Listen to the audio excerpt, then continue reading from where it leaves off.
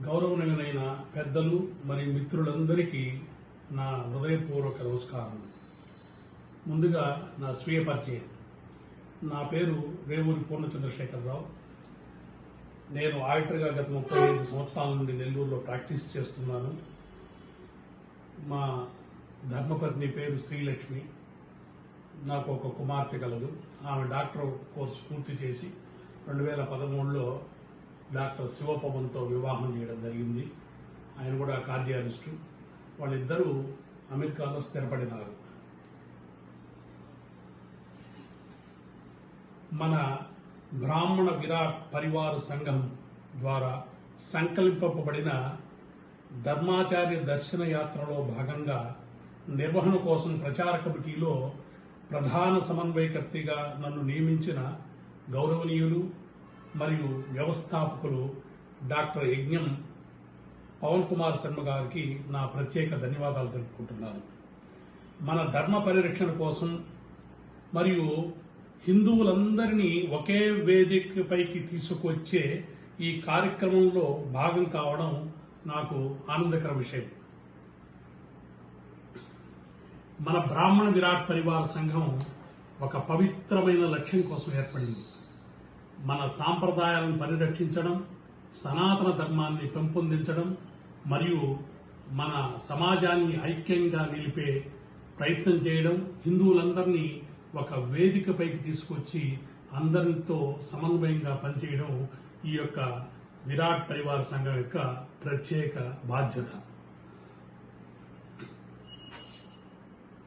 మన హిందూ సమాజం కోసం ముఖ్యమైన ప్రధాన లక్ష్యాలు ఏమిటంటే, ఒకటి ఐక్యత మరియు పరస్పర సహకారం. అంటే మన సంఘం యొక్క ప్రాథమిక లక్ష్యం ఐక్యత. మనం కుటుంబంలాగా కలిసి పనిచేసే సామాజిక మరియు ఆర్థిక సమస్యలను ఎదుర్కోవాలి. ఒకరికొకరు తోడుగా ఉంటూ సమాజాన్ని ముందుకు తీసుకెళ్లడానికి మనందరం ఈ వేదికని ఆధారంగా తీసుకుని కృషి చేయాలి. రెండోది ఏంటంటే సాంప్రదాయాల పరిరక్షణ. అంటే సంధ్యావందనము, అగ్ని పూజ వంటి సాంప్రదాయాలు మన కుటుంబాల్లో కొనసాగుతూ తదుపరి తరాలకు అది అందించబడాలి. రోజువారీ జీవితంలో మన ధార్మిక ఆచారాలు అలాగనే కంటిన్యూ అవుతూ ఉండాలి. మూడోది ఏంటంటే గ్రామీణ ప్రాంతాల్లో సంబంధాలు బలోపేతం చేయడం. అంటే మన మూలాలు గ్రామాల్లో ఉన్నాయి. అక్కడ ధర్మం నిక్షిప్తమైంది. గ్రామాల్లో మనం ఉపాధ్యాయులుగా, సేవకులుగా, నాయకులుగా పనిచేస్తూ గ్రామ సమాజాన్ని ధార్మికంగా, సామాజికంగా బలపరచడానికి కూడా మన యొక్క ఈ విరాట్ పరివార సంఘం సహాయపడాలి. నాలుగోది సాంస్కృతిక వారసత్వం పరిరక్షణ. అంటే గోత్రాలు, కుటుంబ సాంప్రదాయాలు, దేవాలయాల చరిత్ర వివరాలను సురక్షితంగా ఉంచబడడం మన బాధ్యత. మన దుస్తులు, వ్యవహారాలు మరియు దేవాలయ నిర్వహణలో ఉన్న ప్రమాణాలు ధర్మ ప్రచారానికి ఎంతగానో ఉపయోగపడతాయి. చివరిగా విద్య మరియు నాయకత్వాన్ని ప్రోత్సహించడం.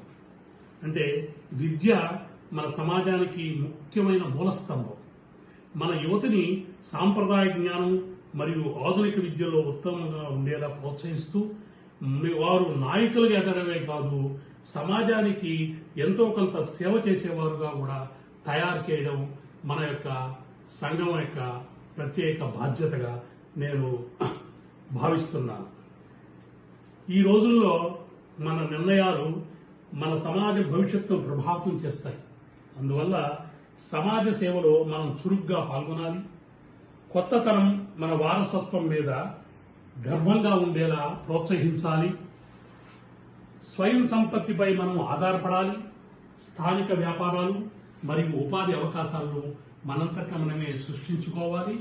హిందువులందరినీ ఒక ఐక్యత వేదికకి తీసుకురావడానికి మన సంఘం ఎంతగానో ప్రయత్నించాలని నా భావన. అంటే వేద ధర్మం స్థిరంగా ఉండాలంటే బ్రాహ్మణత్వం అవసరం. ఈ మాటలు మనందరికీ ఒక పవిత్ర బాధ్యతను గుర్తు చేస్తుంటాయి. మనం ఐక్యంగా ఉండి ధర్మాన్ని, సంస్కృతిని మరియు జ్ఞానాన్ని హిందువులందరినీ ఒకే వేదికపై చేర్చడం మన ముందున్న కర్తవ్యంగా నేను భావిస్తున్నాను.